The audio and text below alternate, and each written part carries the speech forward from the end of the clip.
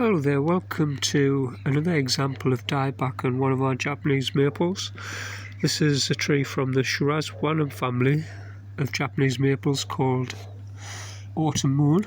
Now this tree can suffer quite a bit of dieback over the winter. Frost can contribute to that, as well as the tree not getting enough light during the summer, where you'll get sometimes the lower branches or the back branches dying back. Also, a tip for this tree, Autumn Moon, is to not water it too much in the spring. Don't get it soaking wet, just keep it slightly damp. The compost I'm talking about, that's the professional advice, which you can see a lot of these trees fail late spring because they've been too wet throughout that spring.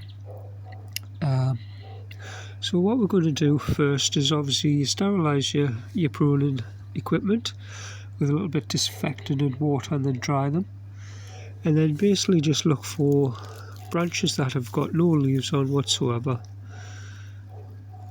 Now there's tiny buds on the top of this branch here, but they're buds from last year and they've failed, and they just haven't continued to grow this year.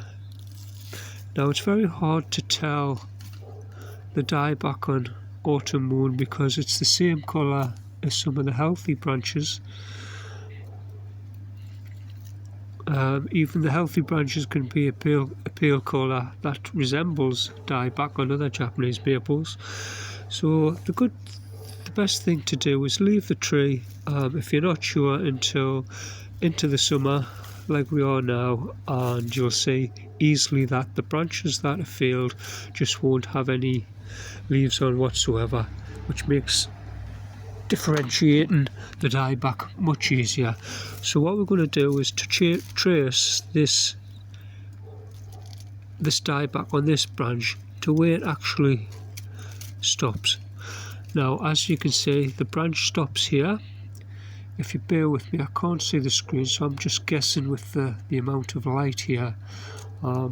Please bear with me. Okay, I can see there now.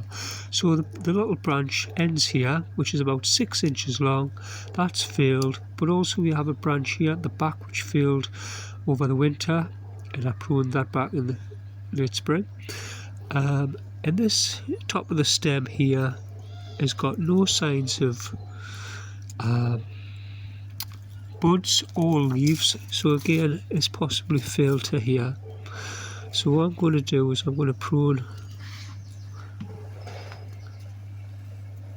this branch an inch past this healthy branch there.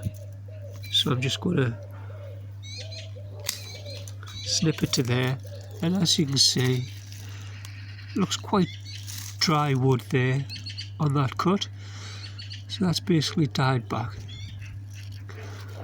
and that tidies the tree up there, and that little stub will continue to safely die back this year to this point here where the healthy branch goes off, and in the future you can prune that a little bit shorter if you desire. So we're just going to look around for some more dieback, and again some lower down here, and again trace back to the healthy part. So if I can come underneath, maybe this is the part that's died back to here. Got 2 healthy branches coming off there, so it's just a matter of pruning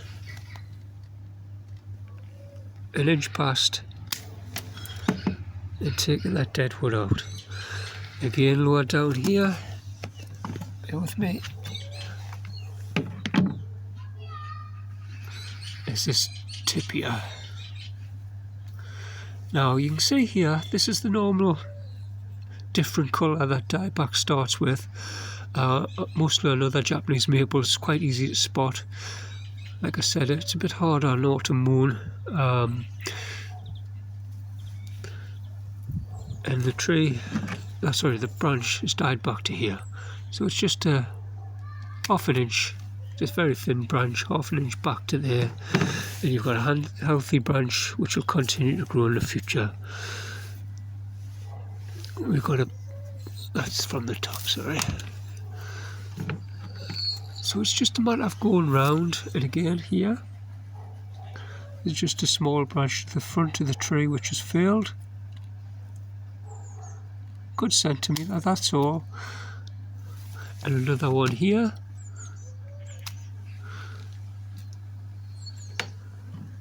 And also another example, if you bear with me. At the top of the tree, these leaves have dried up and starting to die off there. So once you do that, look, examine the branch underneath, and if you bear with us, you can see there it's a dark brown and it's faded. It's a lighter brown here, sorry, than the normal colour. And the point further back where we've had more dieback in the previous year, so this branch has failed. So we trace it back to the fork in the branch further back. So we'll have to take out this branch here, just like that, and I'll show you on the decking.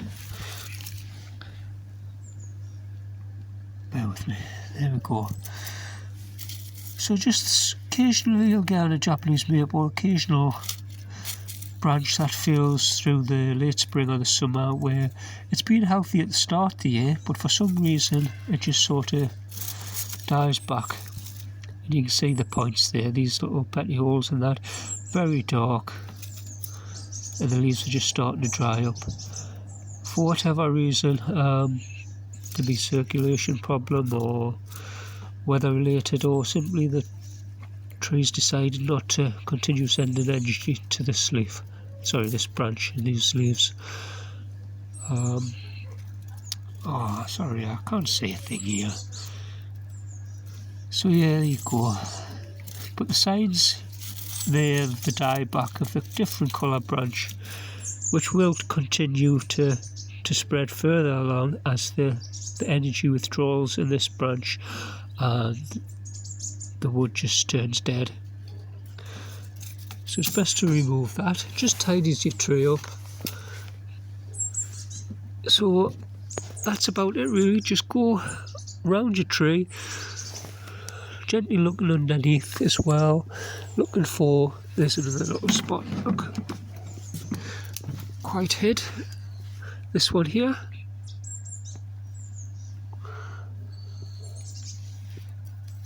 So you just prune that 1/2 inch and you've got a nice healthy branch there which will continue to fill that space.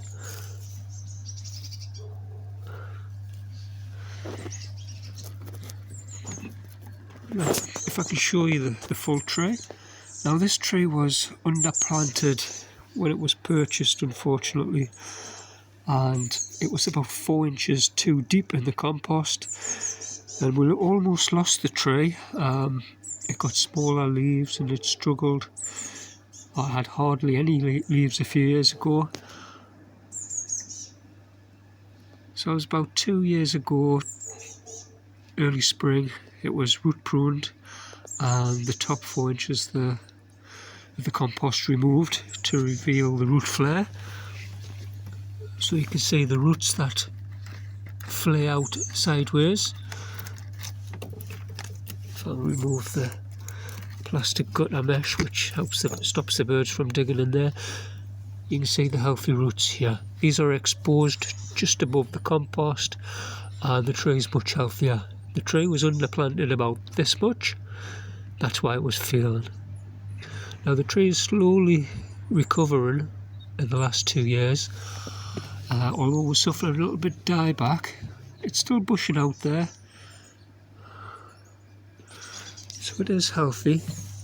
And I've also just spotted another bit of dieback here, just to the side. Again, very hard to spot because it's the same colour bark as the rest of the healthy tree, but it's got no leaves on, so it's just an easy case of snipping that back half an inch to tidy it up, and the tree looks much better when it's just showing its healthy leaves. So that's another example for you, and I hope this helps you in your pruning of your Japanese maples. So we'll see you in the next video. Take care.